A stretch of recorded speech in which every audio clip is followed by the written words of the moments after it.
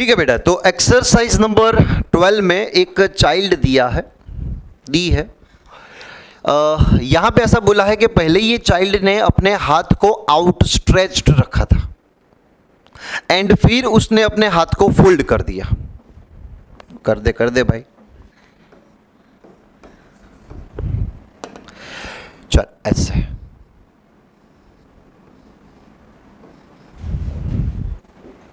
बराबर होगा क्या?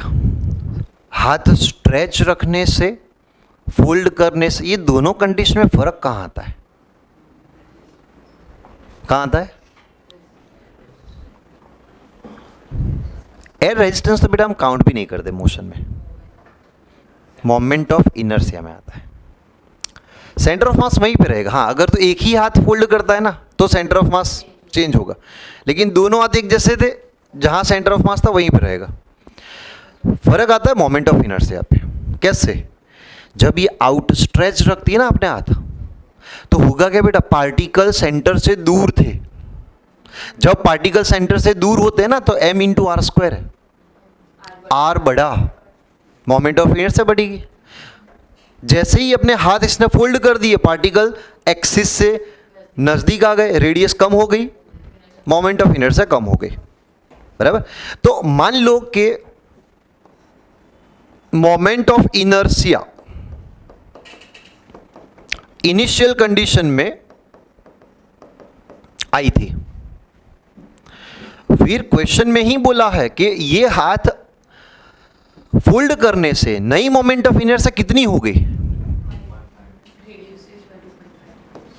2/5 टाइम्स द इनिशियल वैल्यू। सही है? ऐसे बहुत सारे यूट्यूब पे वीडियो है ये एक्सपेरिमेंट वाले, मैं ये चेयर पे भी कर सकता हूँ। बराबर? लेकिन इतनी स्पेस है नहीं, तो प्रॉपर एक्सपेरिमेंट हो नहीं पाएगा। बराबर? तो जब आप अपने हाथ आउट स्ट्रेच रख के, आप खुद फ्यूचर में फील करना बेटा, अगर ऐसे कोई रिवॉल्विंग चेयर मिले तो स्मूथ होनी चाहिए। हाथ अपने आउट स्ट्रेच रखना, स्पीड देखना, फोल्ड करने के बाद स्पीड देखना, फर्क आएगा। बराबर? या फिर बैठे हो तब देखना, पूरी बॉडी को फैला के बैठना, फर्क पड़ेगा। तो मोमेंट ऑफ इनर्शिया में बेसिकली चेंज आता है कि नई मोमेंट ऑफ इनर्शिया 2/5 टाइम्स हो गई, ऐसा क्वेश्चन में दिया था। अच्छा, फिर क्या बोला है क्वेश्चन में? देखो, इसकी इनिशियल एंगुलर वेलोसिटी कितनी थी? 40 रिवॉल्यूशन पर मिनट। मुझे ये बोला है कि फाइनल एंगुलर स्पीड कितनी हो गई, तो बेटा आंसर जो है ना रिवॉल्यूशन पर मिनट में ही फाइंड कर देंगे, फिर कन्वर्ट करने की ज़रूरत है नहीं। ये पूरी प्रोसेस में बाहर से किसी ने धक्का नहीं दिया, ले तुझे रोटेट करता हूं, कोई बाहर से फोर्स टॉर्क है नहीं। Resultant torque acting on the system is 0। चलो, टॉर्क 0 है तो एंगुलर मोमेंटम कांस्टेंट रहेगा। समझ में आया? जितना इनिशियल मोमेंटम था उतना ही बाद में रहेगा। इनिशियल मोमेंटम को L से रिप्रेजेंट कर रहा हूं, फाइनल एंगुलर मोमेंटम को L डैश से रिप्रेजेंट कर रहा हूं। समझ में आया? ये पहली बार नहीं करवा रहा मैं, MCQ में देखा था। अच्छा, एंगुलर मोमेंटम की फॉर्मूला क्या पुट करूंगा मैं? I ओमेगा, तो यहां पे आएगा I omega is equal to यहां पे I डैश ओमेगा डैश। चलो, I इंटू ओमेगा की वैल्यू क्या थी? 40, I dash 2/5 I omega dash आपको फाइंड करना है। I तो गई 20, 5 से मल्टीप्लाई करो तो omega dash is equal to 100 revolution per minute. इसको आप RPM भी बोल सकते हो ना, 100 RPM। क्वेश्चन यहां पे समाप्त नहीं होता, और कुछ फाइंड करना है। अच्छा, नई काइनेटिक एनर्जी आपको देखनी है पहले से कितनी होती है। अच्छा, इनिशियल काइनेटिक एनर्जी कितनी होगी आप बता दो, सिर्फ फॉर्मूला बता दो।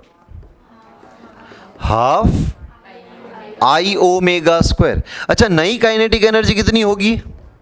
Half I dash omega dash square. सिर्फ फॉर्मूला लिख रहा हूं, दोनों का रेशियो ले लो तो आपको मिलेगा K dash by K is equal to K dash क्या था, half I dash omega dash square, K क्या था, हाफ आई ओमेगा स्क्वायर, हाफू कट कट, बोलो आई डैश क्या है, 2/5, करेक्शन 2/5 आई, ओमेगा डैश क्या था, 100 का स्क्वायर 10,000, आई है, ओमेगा 40 का स्क्वायर 40, आई तो गई, 2 मैडे कट। अच्छा यहाँ पे कट हो सकता है 20 5 10 मिला, बराबर ना, ओ 10/5 4 2.5 आंसर आए। मतलब बेटा नई जो काइनेटिक एनर्जी है ना 2.5 टाइम्स बढ़ गई इनिशियल काइनेटिक एनर्जी के रिस्पेक्ट में, रोटेशन फास्ट हो जाएगा। समझ में आया? पक्का? ठीक है।